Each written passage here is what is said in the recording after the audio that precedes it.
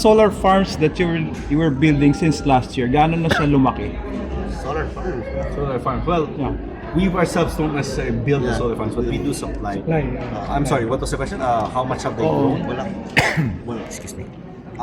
In terms of, well, just based on our own metrics, no. As I presented earlier, 1 gigawatt ang increase in terms of overall demand. So roughly, if we're gonna convert that into utility scale, that means 700 megawatt yung increase in demand last year. So that was the capacity that was installed compared to 2024.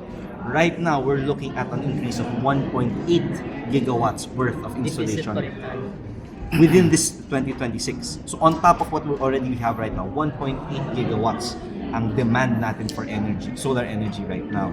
So in the utility scale, that's gonna be at least 1.5, the rest being rooftop, which really only a drop of the bucket of the total supply in the Philippines.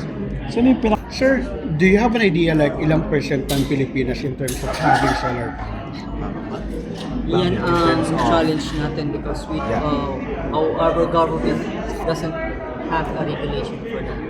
Unlike other countries like Malaysia, since it's one institution that is handling everything, they have the numbers. Here we don't. That's the sad reality. Pagka bumibisita sa province, o di kami nakakausap from the province, they always say na, naka-solar na kami. So, how do you make it parang napaka-affordable in the province area? Tapos dito sa Manila, parang hindi siya priority. Ganun.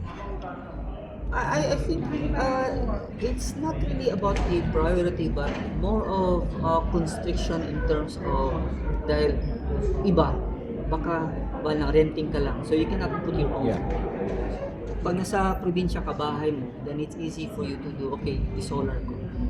So the question is how many people are renting within the Manila area because you cannot say i-solar ko to. Mahirap paklasin di ba? Mahirap paklasin at saka magpapaalam ka. So siguro yun ang mga magagandang tingnan din. I think also one point on that, the provinces are also really limited in terms of the distributing utilities. There's really more rotational brownouts. I mean, if we thought that last week's rotational brownouts were bad, that's every day sa province. Sa province, Yeah. yes.